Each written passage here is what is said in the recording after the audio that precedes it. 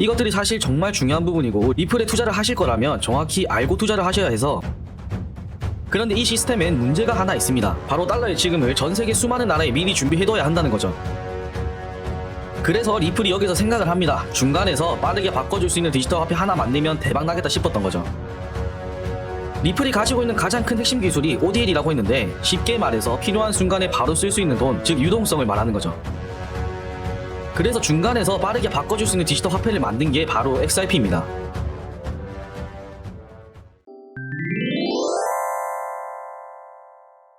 요즘 리플에 대한 관심이 아주 뜨겁습니다. SEC 소송 결과에 따라 향후 가상화폐 시장이 어떻게 이 결과를 받아들여질지 아주 중요하다고 생각하고 있어요. 결국 증권인지 아닌지에 대한 결과에 따라 다른 코인들도 분명히 이 부분에 대한 영향을 피해갈 수는 없을 겁니다. 따라서 많은 분들이 이 리플에 관심을 가지고 있고 투자도 많이 하고 계신 것 같아요. 하지만 중요한 건 정말 리플을 찾아보고 공부하시고 이 코인이 어떤 건지 어떤 역할을 하는지 깊게 알고 계시는 분들이 있는 반면에, 또 반대로 대충 알기만 하고 정확히 뭔지 모르시는 분들도 많으실 겁니다. 제가 리플 영상을 찍으면서 리플렛, XRP, ODL, 리플 레저 같은 단어들을 많이 사용했었는데, 이것들이 사실 정말 중요한 부분이고 리플에 투자를 하실 거라면 정확히 알고 투자를 하셔야 해서, 이번 영상에선 이런 부분들, 그리고 리플을 처음 투자하시는 분들도 이해하기 쉽게 설명드릴 겁니다. 아마 이번 영상 보신 분들은 현재 왜 리플이 이렇게 주목을 받고 있는지, 그리고 투자할 만한 가치가 충분한지 완벽하게 이해가 되실 거라고 생각합니다. 그럼 본격적인 설명 들어가기 전에 구독, 좋아요, 알림 설정 한 번씩 눌러주시고요. 자, 먼저 우리가 외국에 돈을 보낼 때 사용하는 은행 시스템부터 먼저 살펴볼게요.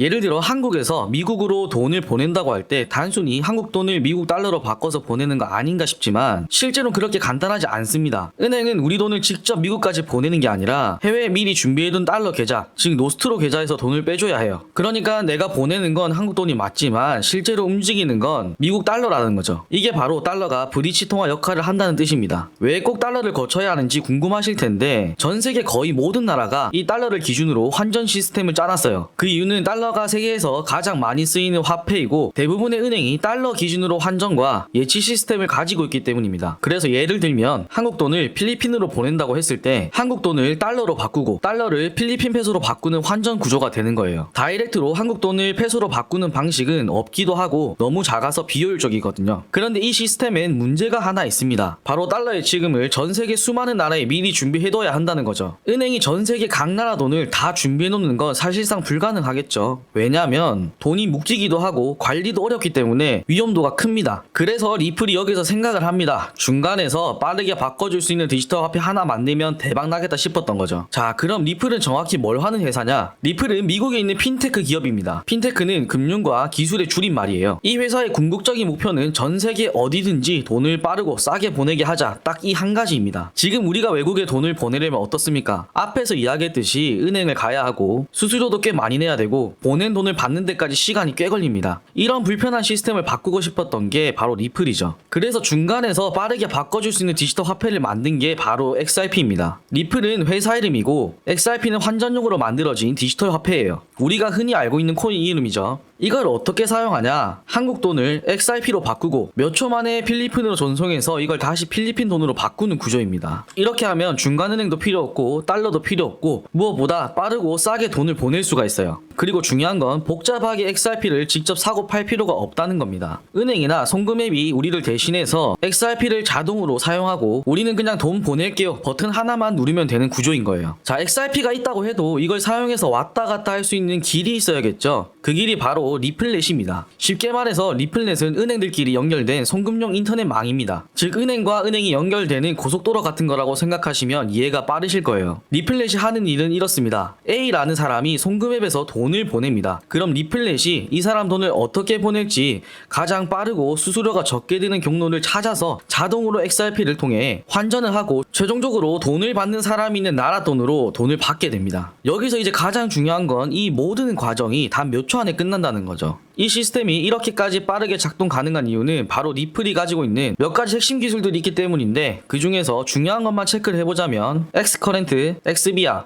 ODL 이렇게 세 가지입니다. 엑스커렌트는 은행들끼리 송금 정보를 빠르게 주고받는 시스템이고, 엑스비아는 기업들이 쉽게 리플렛에 연결할 수 있도록 도와주는 기술이에요. 그리고 가장 중요한 건 ODL입니다. 이게 바로 리플이 가지고 있는 핵심 기술 중 하나인 실시간 환전 시스템이에요. 이런 기술과 시스템들을 실제로 사용하는 나라와 기업이 많습니다. 몇 가지만 말씀드려보자면, 일본에 있는 SBI 레밋이라는 회사는 XRP를 사용해서 해외 송금을 실제로 사용하고 있고요. 필리핀에서는 코인스 PH라는 암호화폐를 기반으로 한 송금 앱을 통해 실제로 돈을 받는 시스템에 XRP를 사용하고 있습니다. 그 외에도 브라질, 멕시코, 태국, 인도, 유럽까지 이 리플렛을 사용하는 국가들이 계속해서 늘어나고 있는 추세인데, 그 중에서 특히 일본은 2025년까지 일본의 거의 모든 은행들이 이 리플렛을 도입하겠다는 계획이 있을 정도입니다. 리플이 가지고 있는 가장 큰 핵심 기술이 ODL이라고 했는데, ODL은 On-Demand Liquidity의 줄임말입니다. 쉽게 말해서 필요한 순간에 바로 쓸 수 있는 돈, 즉 유동성을 말하는 거죠. 기존 송금은 A 나라에서 B 나라로 돈을 보내려면 앞에서도 말했지만 그 나라에 미리 예치금을 두고 있어야 된다고 했죠. 근데 ODL을 쓰면 예치금이 없어도 됩니다. 왜냐? XRP가 그 역할을 대신 해주기 때문이죠. 예를 들어볼게요. 미국 사람 존이라는 친구가 브라질에 있는 친구 마르코에게 $1000를 보내려고 합니다. 지금까지 기존 은행권들이 사용하던 방식은 미국 은행에서 브라질 은행으로 보내려면 브라질 쪽 은행 계좌에 미리 돈이 준비되어 있어야 해요. 아까 설명드렸죠. 예치금을 말하는 겁니다. 그리고 환전 절차도 복잡하고 시간도 꽤 오래 걸려요. 하지만 ODL 방식은 미국 은행이 $1000친 만큼 XRP를 삽니다. 그리고 이 XRP를 몇 초 안에 브라질 은행으로 보내서 그걸 받은 브라질 은행이 XRP를 브라질 돈으로 환전해서 마르코에게 줍니다. 빠르고 싸고 중간에 사람 손탈 일도 없어요. 근데 여기서 이런 궁금증이 생길 수 있습니다. 뭐냐? XRP 가격이 변동성이 클 때가 많은데 전송 중에 갑자기 하락하면 큰일 나는 거 아니냐? 별로 안전하지 못하다고 생각하실 수 있어요. 분명히 이런 생각하시는 분도 있을 겁니다. 하지만 전송할 때 XRP는 단 몇 초만 보유되고 바로 환전되기 때문에 가격 변동 리스크는 거의 없어요. 이걸 조금 풀어서 설명해 드리자면, ODL 시스템에서는 송금을 누르면 은행이 즉시 XRP를 매수하고 그 XRP는 몇 초 만에 해당 국가로 전송돼서 곧바로 현지 통화로 환전됩니다. 즉 XRP를 매수한 시점과 매도하는 시점이 거의 3초에서 5초 이내에 완료되기 때문에 XRP 가격이 갑자기 급등하거나 급락하는 상황이 아닌 이상 실제 전송 중에 발생하는 손실은 거의 없다고 보셔도 됩니다. 당연히 이 3초에서 5초 사이에 급등 혹은 급락이 생기면 어쩌냐는 생각도 할 수 있겠죠. 그 짧은 시간 안에 크게 움직일 가능성은 낮지만 이론적으로는 가능하니까요. 하지만 현실적으로 ODL 시스템은 거래량이 많은 메이저 거래소에서 자동으로 최적화된 가격에 매수 매도 주문을 분산 처리하고 있기 때문에 단 몇 초 안에 모든 거래 과정이 끝나도록 설계되어 있습니다. 즉 이론적으로는 리스크가 있을 수 있지만 실제 시스템 구조상 그런 상황이 거의 발생하지 않도록 만들어졌다는 점이 핵심입니다. 이 부분은 리플이 공식적으로 밝힌 구조고, SBI 레밋이나 멕시코의 비트소 같은 실제 파트너사들이 사용하면서도 이런 가격 리스크가 실질적으로 문제된 사례는 거의 없었죠. 즉 기술적 구조와 실제 금융기관의 도입 사례 모두가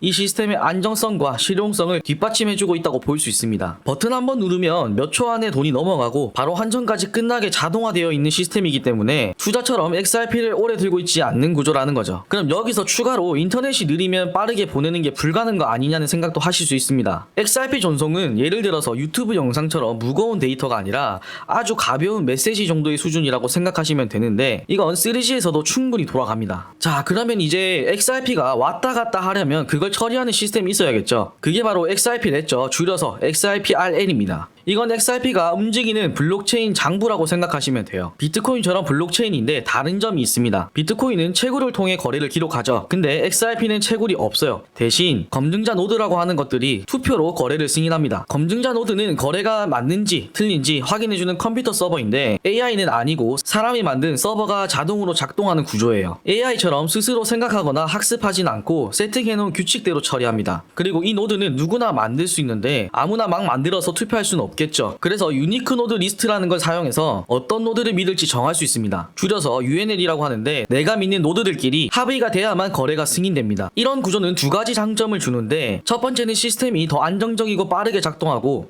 두 번째는 해킹이나 조작에도 강한 구조가 만들어져요. 이 유니크 노드 리스트는 리플이 기본 리스트를 제공해주지만 사용자나 기관이 직접 구성할 수도 있습니다. 이 구조 덕분에 XRP는 낮은 수수료와 빠르고 안정적으로 거래가 처리될 수 있는데, 먼저 그 이유는 앞에서도 이야기했지만 채굴이 없기 때문입니다. 채굴은 전기 소모가 많이 되고 속도도 느리고 비용도 많이 들죠.